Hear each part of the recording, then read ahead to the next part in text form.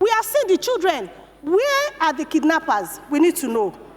This crisis demands our urgent attention because children are used as deliberate targets. Schools that are once safe havens have become tragic targets. Heightened vulnerability for our women and children who face kidnapping, violence, exploitation, displacement, and psychological trauma. I represent Koshofe Federal Constituency, and I'm from Lagos State, the Center of Excellence. Mr. Speaker, my heart bleeds as I rise this morning with deep sense of responsibility for all Nigerians and, of course, especially our women and children. I rise not just as a member of this hallowed chamber, but as a mother, a woman, and the chairperson of the House Committee on Women Affairs and Social Development. Yesterday, one of our leaders in his presentation asked, are we going to wait until our children are kidnapped?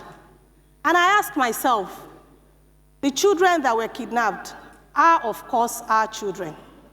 And we have to see that any Nigerian killed, caused injury, or traumatized is our own because we represent them. The reality we confront today is not a distant episode in our national conversation. It is a deep and bleeding wound in the lives of our children, our families, and our communities. And I term the Papiri and Kamba abductions as a national tragedy.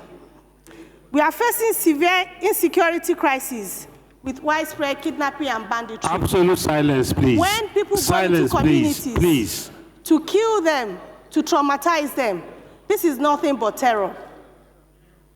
Let me be clear, these are not mere security failures.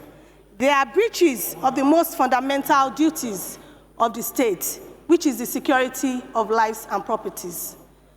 And like I have always asked when we have security issues, we need our governors to do more. The president cannot be everywhere. He cannot be in Sokoto, he cannot be in Zamfara, he cannot be in Ogun State. He cannot even be in Lagos State, his own state. We need our governors to do more. And this is the right time for us as a house to legislate on the right legal framework on our state policing. As politicians, we say every politics is local. For me, I may not be a security expert, but I know that every security is local. We need a security situation where our security operatives will be communicado, where Nigerians can call any security operative at any hour of the day, and they are sure to get the right response. And of course, an interactive one at that. When we have that, that is when we have the right policing. In normal climes, you find out that citizens police themselves. When you see something, you say something, you act and you do something. This is the only way we can have the right security network in this country. And I want to commend Mr. President for his empathy as a father and as a leader, his sacrifice in ensuring that the Kebbi girls are brought back. I want to also congratulate the families and the girls that got the escape. But I want to say that the brief relief felt by the families of those that escaped is overshadowed by the agony of those still waiting for a knock on the door, for a phone call, for any sign of hope. We have seen the children. Where are the kidnappers? Nigerians are asking. We have seen the children. Where are the kidnappers? We need to know. This crisis demands our urgent attention because children are used as deliberate targets. Schools that are once safe havens have become tragic targets. Heightened vulnerability for our women and children who face kidnapping, violence, exploitation, displacement, and psychological trauma.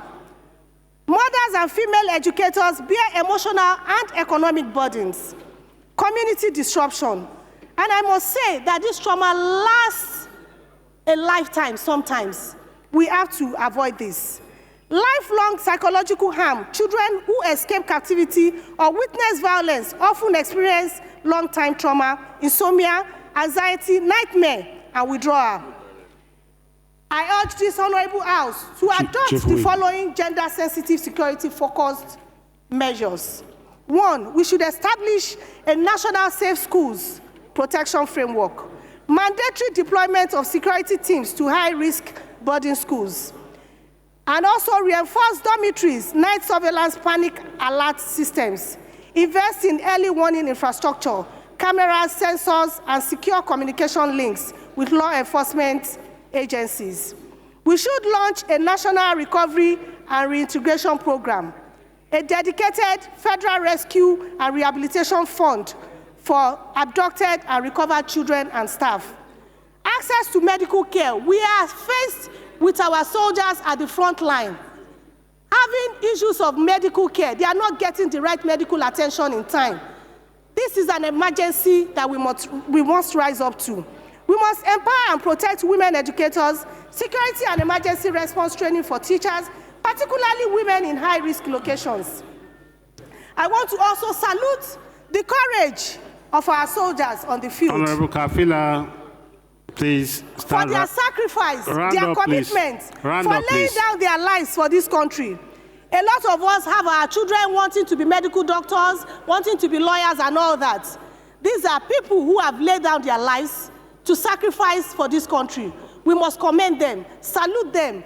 Thank you very much. Nigeria appreciates you. And I think Nigeria as a nation needs to do more for these people in terms of their welfare for them and their families. Now we are looking to recruit more people. How many of our graduates wants to go there? Because the incentives are not enough. The welfare mechanism is not enough. We need to do more in this regard. And as representatives of the people, we must remember that Nigeria belongs to all of us. We must put in our very best to ensure that in our own little space, we secure our various communities because we represent Nigeria.